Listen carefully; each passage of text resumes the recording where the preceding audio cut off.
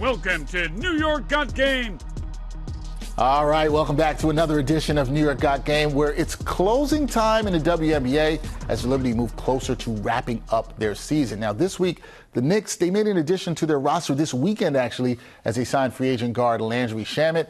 But we're going to have NBA talk coming up soon. The W playoffs start next weekend. So this week's episode is all about the Liberty. Let's get to it. The Knicks are heating up. The New York Liberty's 5-game winning streak came to an end on Sunday as they fell to the Minnesota Lynx 88-79 at the Barclays Center. So 2 games left in the season for the Liberty before the playoffs start. And they still got some work to do in order to wrap up the #1 seed. So let's talk some Liberty hoops. We're going to do it with a great writer who covers the Liberty for Nets Daily. My guy, Lucas Kaplan. What's up, Lucas? How you doing, man? I'm doing great. You know, the Nets I cover for Nets Daily, but I am very much enjoying this Liberty season for obvious reasons. I wonder why. The quality of basketball in the Barclays Center is not always the same. Let's put it that way. See, Lucas is being pretty nice there. What he's trying to say to everybody is he's enjoying watching a winning team.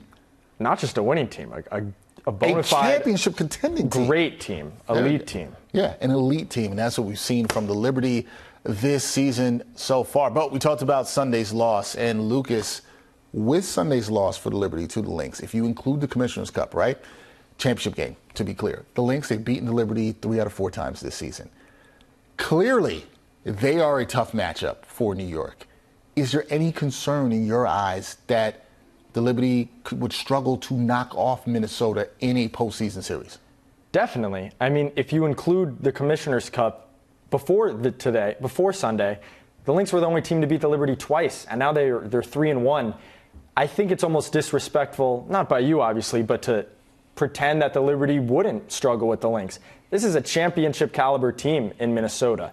They have beaten the Aces twice in a row in August. They play amazing basketball. If you make a mistake, they will exploit it on both ends of the court. And, you know, before the season, they had 14.5 wins was their total from Vegas. Clearly, I think we need to shed those, preseason conceptions of what this team is and treat them like the contender they are with the Liberty, with the Aces. I mean, they are that good. Yeah, it's funny you say that because coming into the season, for me personally, right, the Lynx were the team I thought that could have the biggest leap in wins. Because if you looked at how they played at the end of last season, they were starting to come together. We all know how great Cheryl Reeve is as a coach. We know how good this team is defensively now. Do you feel like the Lynx are maybe getting a little disrespected here? Because I kind of sense that with you. I think we're at the point where the disrespect has passed, and now that they're 3-0 against the Liberty and the Aces in the past month, I think we're all starting to realize and fully accept this team as championship caliber. But so many players are having the best season of their careers, and if that's the level they're going to play at, then they are championship caliber. Bridget Carlton, Courtney Williams, Elena Smith, they are playing, some of them all-star level, some of them just below that. And there's no reason to think 38 games into the season, this isn't who they are now. I mean, these players are this good. This team is this good. And beyond that, it's just a joy to watch them play. Cheryl Reeve, in my opinion, is the coach of the year. Yeah, I actually would agree with you, too. And I think, if we're being honest, I feel like we're putting respect on their name. They are, in my eyes, the biggest threat to the Liberty in terms of stopping them from winning a title. Look, I would love to see them in the WNBA Finals. I know everybody wants to see Liberty Aces. We likely could get that in the second round. Got to get there first. But I think Lynx and Liberty would be a pretty dope W Finals. I think you agree. Oh, I definitely agree. I mean, just with the style the Lynx play, they make you pay for every mistake. I know I've said that a few times, right? The Liberty have unlocked this season with Sabrina playing point guard. They have the depth, which we'll talk about. Leonie Phoebus off the bench. They're long. They can switch. But if your switches aren't on time and they're not executed crisply and someone's open even for a second, the Lynx will make that pass. If you're not prepared to make 4 or 5 passes on the other end to get a wide open shot, the Lynx will win that possession on defense. And when the Liberty are at their best, I mean, the ball's flying around the court. They lead the league in assists. So when these two teams are playing well, and we saw this in the Commissioner Cup, it's the highest level of basketball you could ask for. And I think that's why people that have watched the Liberty play, watched the Lynx play, watched these games are so happy about and joyful about potentially, hopefully, getting this in a playoff series. Yeah, I want to see it. I think that would be a lot of fun. So when you look at the Liberty's play, right, against the Lynx this season. What are the main takeaways for you, and what do you think the team needs to improve on if they are to see Minnesota again down the road, which would likely be in the W finals? But what do they need to improve on before that happens? So I kind of touched on it with, my last response, but when the Liberty switch and they go to this long lineup and everybody's over 6 feet tall except for Sabrina, who's 5'10", right? They overwhelm you with length, with size, they rebound. But again, any slippage, the Lynx will exploit that. So it's really just, it sounds almost cliche, but focusing, locking in, talking on defense, playing a whole 40 minutes. When you ask great teams, what do you need to improve on? You'll often get that answer. We need to put a whole 40 minutes together. But for the Liberty, it really is true. And we saw both sides of that coin today. The first quarter doomed them. They gave up 30 points. And from there, they didn't really have a shot. With that being said, second, third quarter, you saw them fly around the court. You saw them make defensive rotations. Mm-hmm. You saw them start to move the ball a little. Against the Lynx, you can't just push the talent button. You can't just say, we're better, Stewie, Jonquel, Sabrina, go to work. We have these great players. You have to play better basketball against the Lynx. And play it for a full 40 minutes. We didn't see that on Sunday. They did show the effort. The Liberty did get back into the contest late, but that first quarter where they get down early, that kind of really doomed them. Now, I want to talk to you about somebody else, Sabrina Ionescu. Since returning from the Olympic break, she struggled with her shot, especially from downtown, right? Overall, this season, we've seen more diversity in her game, which is good. I think her game has gone to another level as a three-level scorer. But are you concerned right now with the struggles from three-point land that we've seen from her? I'm definitely a little concerned. I mean, your primary ball handler can't be shooting 6 of 21, 4 of 18 in big playoff games, no matter how well she's doing, at other aspects on offense. That being said, she's not a 20% three-point shooter. That's going to improve. She's missing some catch-and-shoot looks. These slumps don't last forever, but there is a level of concern where, okay, this is now kind of the norm for her career. If you look at her career three-point percentages, 2023, as incredible as it was, looks to be becoming sort of an outlier, and it's changing the way teams guard her now. If you're okay with her taking a pull-up three, if you don't have to double-team her, where then she can get the ball to Jonquel and Stewie, and they, 4-on-3, swing, open three. If you're content with her taking 20 shots, and they're all going to be really hard, she's pulling up from 30, the floaters. I mean, she has a tough shot diet. If that doesn't start to correct, and we're getting these 6 of 20, 5 of 19 games in the playoffs, it does not matter who you are, who you have on the roster. That's a tough formula to win with. Yeah, it definitely is. It makes me wonder if teams are going to defend her a little differently in the playoffs, right? Previously, last year, you just talked about 2023 being an outlier. You saw teams, especially in pick-and-roll situations, fighting to get over those screens. Do they now say, hey, if you're shooting that badly, we're going to go under. We're going to let you have that. Do you think that's something we can see in the playoffs until she proves that she can consistently hit that shot once again? I don't know about going under. I wouldn't do that. That's a little disrespectful. It's a little bit much. But I think teams aren't trapping her anymore. It's not, oh my gosh, we have to get the ball out of her hands. I mean, we heard Becky Hammond before the Aces-Liberty game compliment effusively how good Jonquel Jones and Breanna Stewart are at passing the ball as bigs. So if you trap Sabrina, then it's a 4-on-3 and they can dice you up and the ball's hopping. But if Sabrina has to create her own, let's say you go over the screen but you don't trap and now she has to make a play going downhill, if you know she's going to take a tough shot, maybe she can make it. We've seen her make ridiculous shots. But it's hard to take 16 tough shots a game. I mean, picture Steph Curry, the greatest shooter alive. How many times does he relocate, pump fake, defender flies by, wide open three?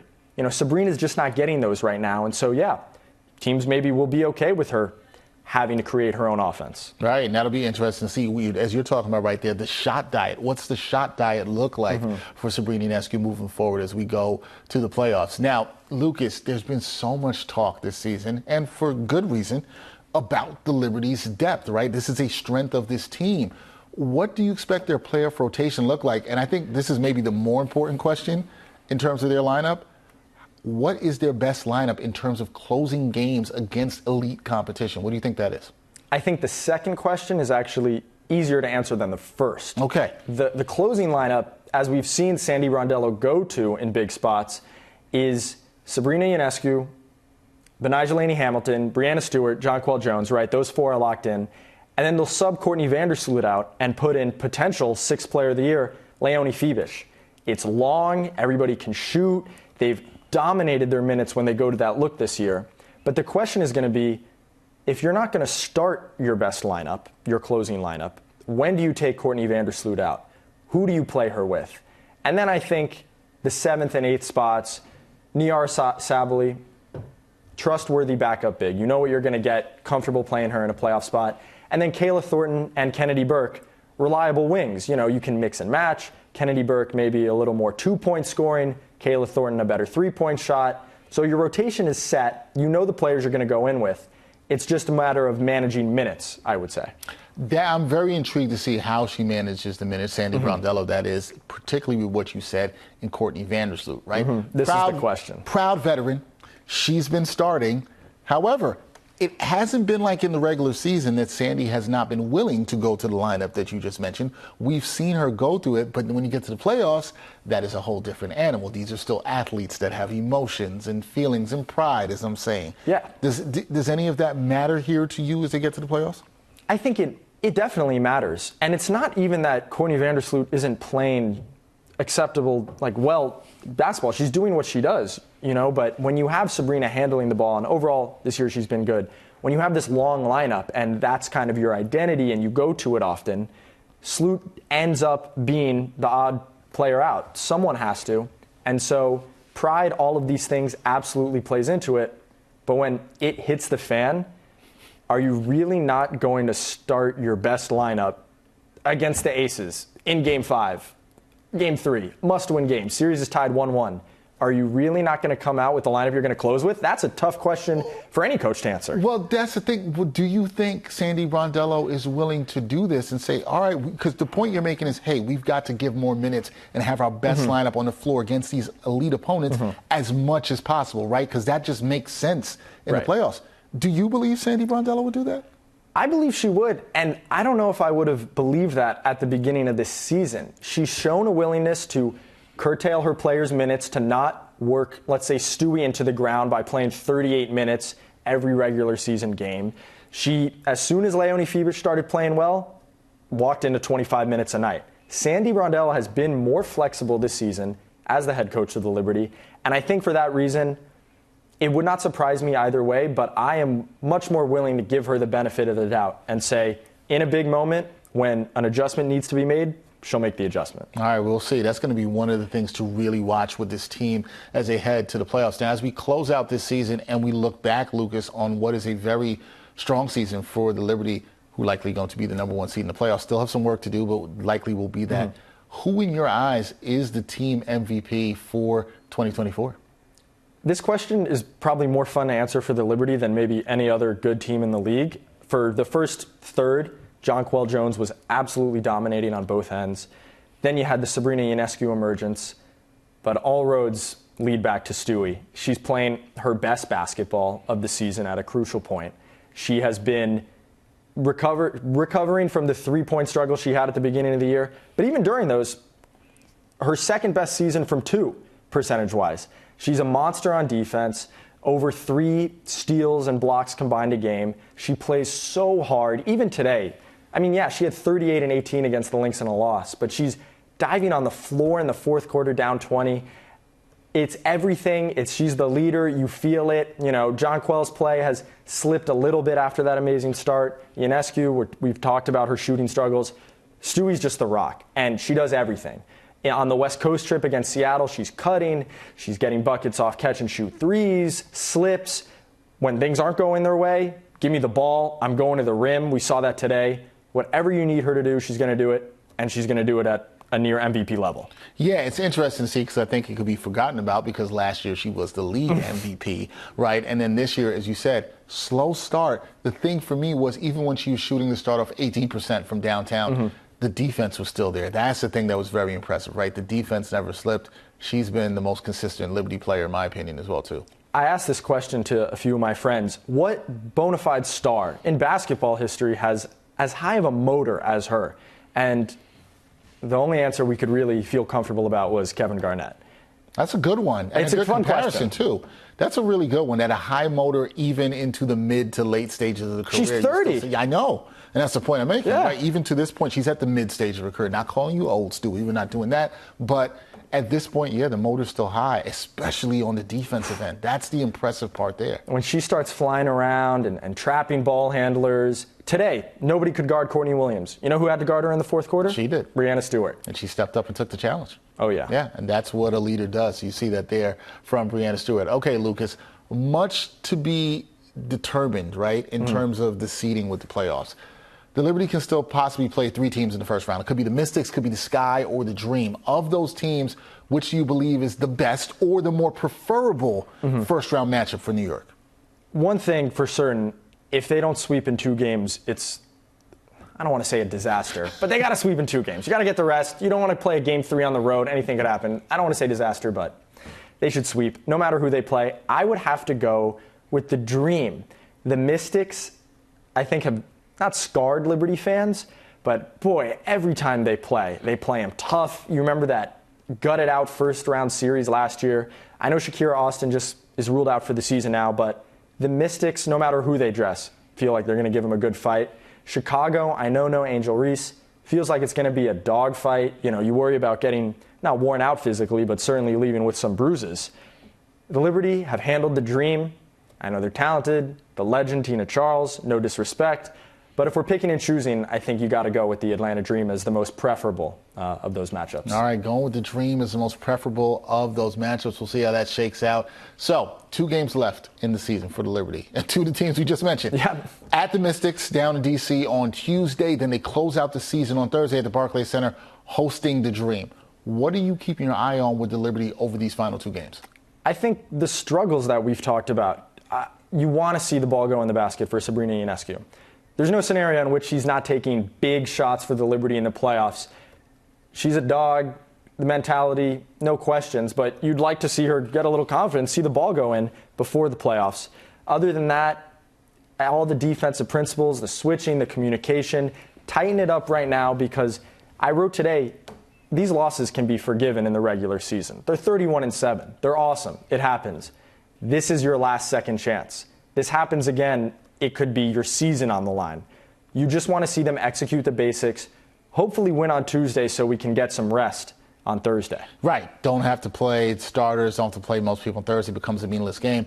The magic number for the Liberty to clinch the number 1 overall seed is still 1, which means Liberty win, any combination of that, or a Lynx loss, and they wrap up the number 1 seed. One last thing for me as we go. What's your confidence level right now with this team in terms of winning the championship? Because, look, they've won 5 out of the last 6 games heading into these 2 games.